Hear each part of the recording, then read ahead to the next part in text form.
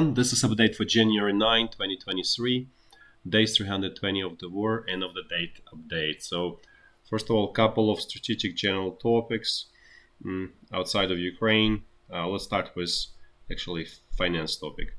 So, there is a report that Swiss central bank lost 143 billion.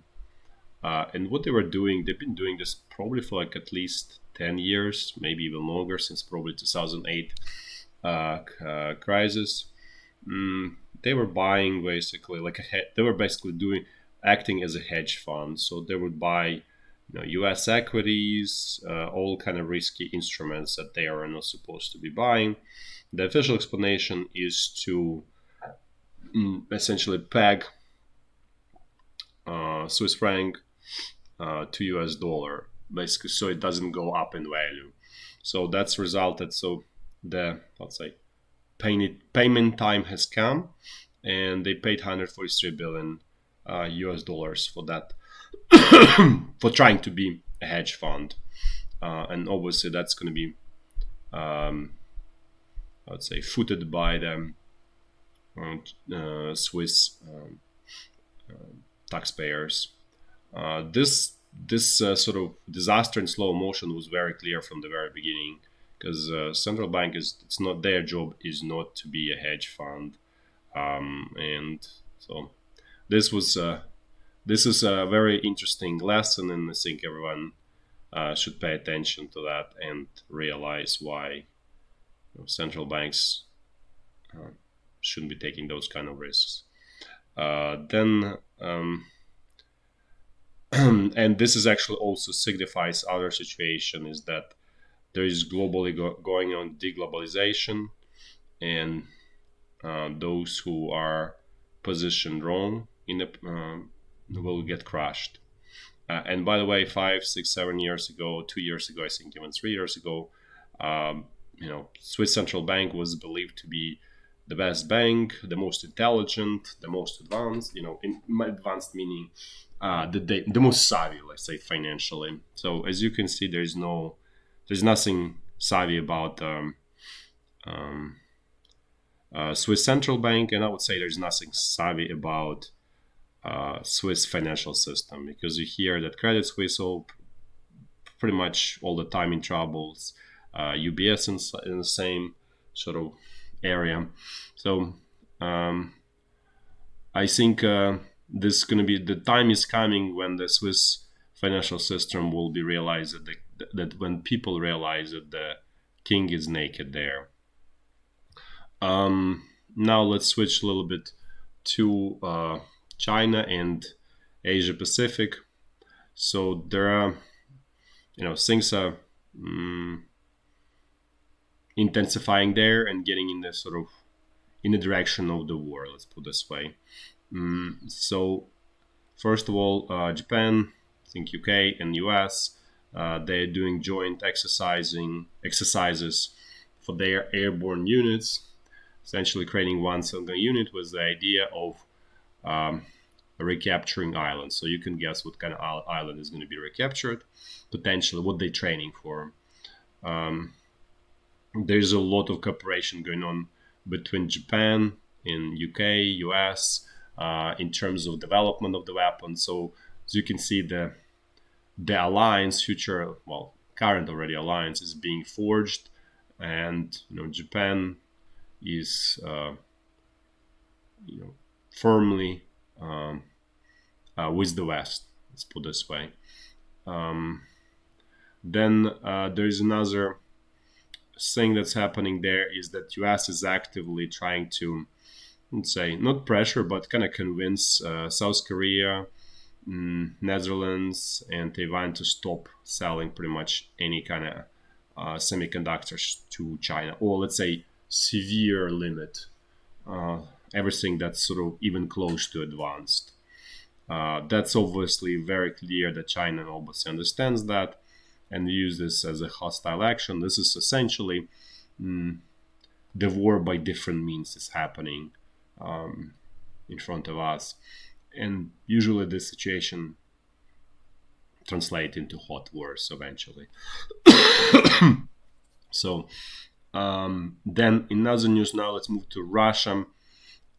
Situation with Russian crude is actually getting somewhat critical. Russian crude, the sales price for Urals, which, if you remember, about 60% of the Russian exports, because the other one, I think it's Exmo or something like that. It's Far East crude oil, Far East of Russia, what I mean. That is selling at a higher price.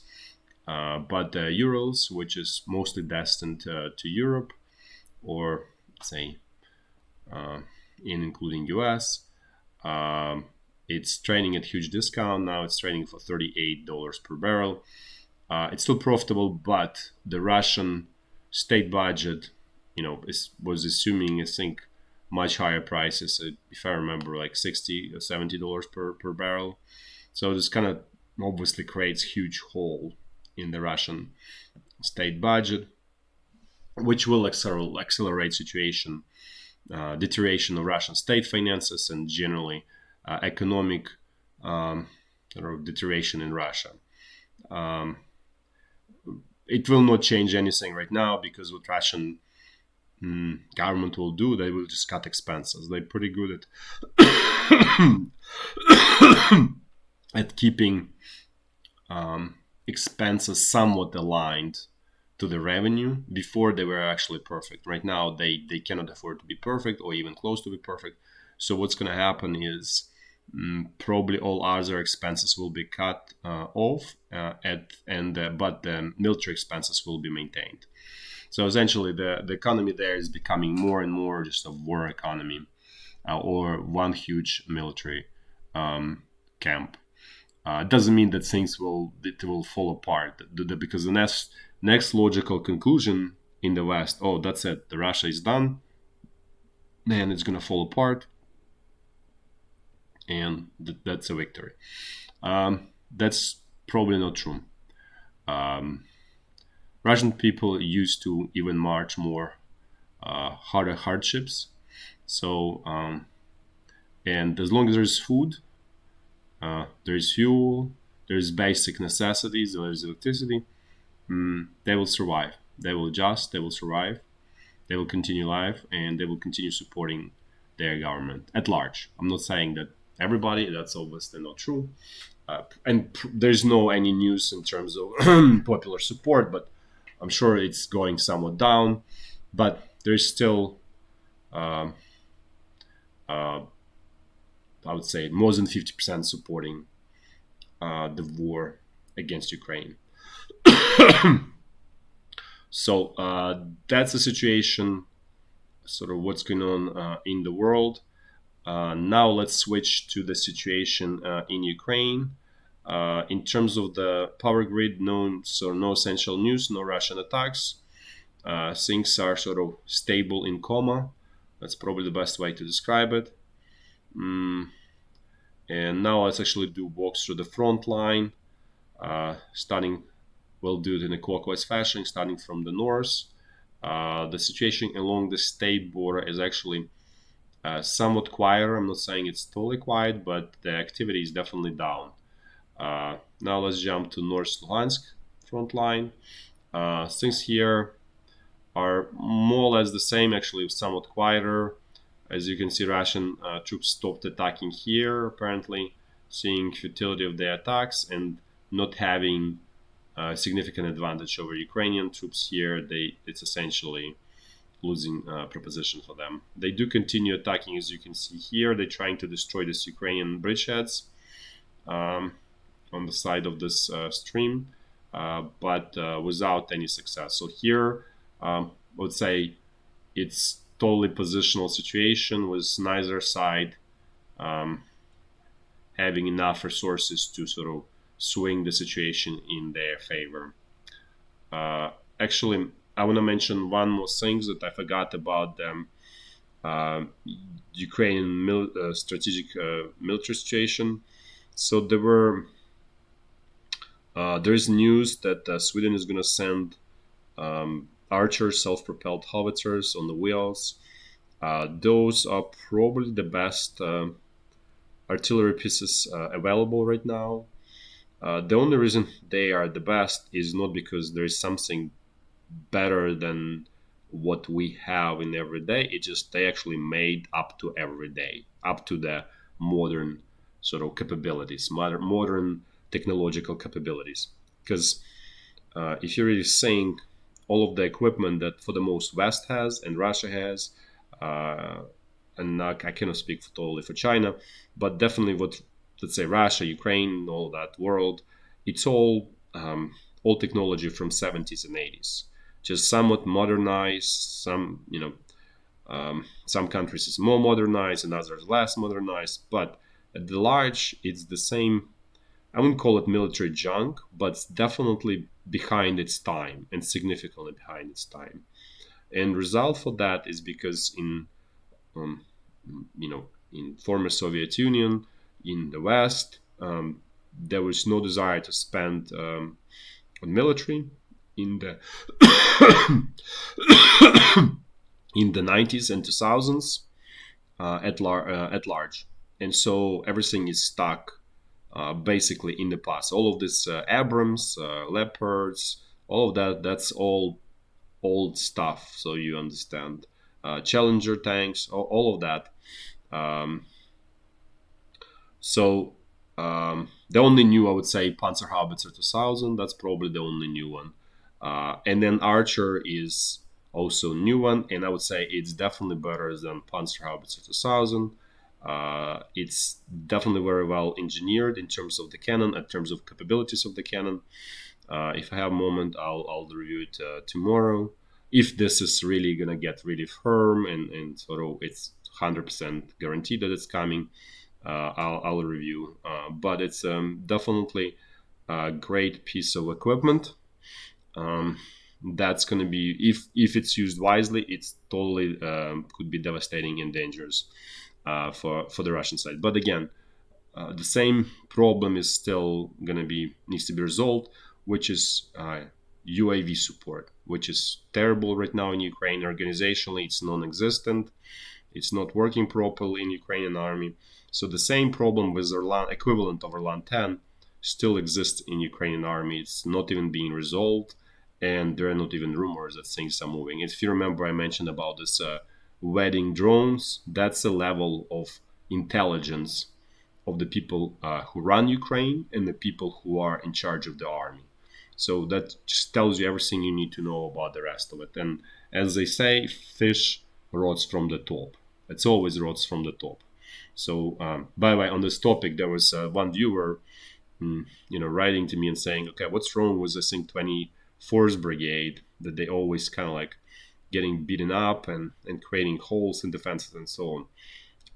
And that's not a problem of the soldiers or lower level sort of people or commanders. It's always problem at the top, and then it usually translates into middle level commanders that also selected by that rotten top that are also incapable. So usually it's all just at the lower level where it's natural self selection, because if you're an idiot, you're gonna get killed pretty quick. So the war doesn't tolerate basically idiots on the front line. So like your company commanders could be still capable, some battalion ones, but in many cases it's 50-50, and up higher than battalion level, that's total disaster on the Ukrainian side, and the same, by the way, on the Russian side. That's why I'm saying all the time it's a two Soviet armies, with exception of Wagner mercenaries, which are different, and uh, and which is why they making progress. Then there are also sort of rumors or discussion about supplying Challenger 2 to Ukraine. Discussion is about 10 tanks, which is essentially nothing. They're equivalent basically of the Abrams and Leopard. That is totally up in the air, still very unconfirmed. There's also pressure on Germany to supply Leopard 2, but the Germany is probably doing right, having right positions for themselves. Honestly, if I were in their shoes, I would do the same. They're saying, okay, if US will supply Abrams, then we will supply. We will not jump ahead of this sort of of the train. And in this way, they're probably right, but they've been heavily pressured, including even by France, to supply Leopard 2. As I said, this unfolding of or disaster, I guess maybe we can say disaster, not in a huge scale, but a small scale disaster, let's put it this way, in Soledar, will make it clear to the West that Ukrainian army is not able to be successful on the front line without exceeding technological advance of the Russian army. And so that's why we're seeing this 50 Bradleys coming, which are a decent actually modification of it. So and this is probably sort of the, how to say, opening of the floodgate of this type of equipment. And I think once Ukraine loses Soledar, the gate and potentially Bakhmut, the gates will open even more. And I think the other part is the West is losing patience. They're realizing that this conflict can easily last another year, and that will create huge damage to the West itself. So there's desire to sort of solve this conflict by providing more advanced weapons at this point, because anyways all bridges are burned with Russia at this point. With China, it's very clear. There is Russia, Iran, China alliance that wants to change the world. Let's put it this way. Okay, now now let's jump to the North Donbass front line, where things are pretty bad for Ukraine. So just want to one more thing here. I don't have confirmation of what's going on in this Sela Biloorivka area. It's totally possible that this appendix is being controlled by the Russian troops, but I just don't have confirmation where everything stands there. So what's going on right now is Wagner mercenaries are, actively attacking Ukrainian troops in the western part of Soledar, or basically almost I want to say western outskirts of Soledar, and it does look that it's going to be lost based on what's going on there. Totally possible situation. Sort of, this is the, how to say, to describe it the best. Situation is sort of fixable in theory if you have right commanders. But given that Ukraine does not have right commanders, the situation will go sort of along the path of least resistance, which means high losses and eventual loss of Soledar. That's where it's heading. Sort of Russian propaganda outlets already sort of smelling the blood, so they already kind of pre-announcing that within 24 hours Russia will capture Soledar. Remains to be seen. That's why I'm saying that things really depend at this point on individual soldier, Ukrainian soldier, and their decision to fight. At the same time, I want to say that that this system, Wagner system, and more like organizational system, is, if it's not right now, not in a day, not in a two, they will sort of achieve their goal, and Soledar will be captured. And once Soledar is captured, then, as you can imagine, next is Bakhmut, right? So the next step is going to be focused on Bakhmut, and again, it's going to be probably continuing attacks here north of Bakhmut, developing sort of this outflanking position towards Bakhmut, north, and then similar situation will be more focused in the south, right? There is much more sort of to go here on both sides, so it may take another month before Bakhmut in a similar situation to Soledar. But as they say in English-speaking world, the writing is on the wall. The problem is that Ukrainian command does not have strategic answer to Wagner mercenaries as an organization, because Ukrainian soldiers are disempowered, and Wagner mercenaries are largely, I would say, empowered in very unusual, let's say, non-conventional ways. Let's put it this way. Yes, there is definitely that, uh, units that are that there are sort of groups that are shooting in your back if you're trying to retreat. There is definitely no empowerment there, but empowerment in sense of potential liberation and earning money, and that's apparently enough for the people there to to attack and achieve results. It's kind of, I would say, bad motivation, let's say evil motivational system, but it does work. So this again situation, today there was no Russian advances. It's just basically consolidation of their captured territories. The only place where there's extremely strong push is in Soledar. So again, remains to be seen if it's going to be in Ukrainian hands in within 24 hours. Totally possible that's going to be, I would say, very likely that's going to be lost. If not in 24 hours, then probably in 2, 3, 4 days, unless there are drastic changes, as I said. Otherwise, things are sort of more or less stable here. Then let's look at central Donbass front line. So things here are sort of traditional, no changes. Essentially, this is one Soviet army versus another Soviet army, and they sort of in balance, both of them at this point. So for that reason, Russian troops having essentially no advances, and it's just essentially stalled here. So now let's finish with Zaporizhya front line. Identified new unit here, 127th Division. It's probably been here for a while. I'm just sort of putting the unit because I know where, more or less, where it is at this point. So otherwise, situation here is stable. No essential changes here, just exchange of artillery fire. Thanks for watching, and until tomorrow. Bye-bye.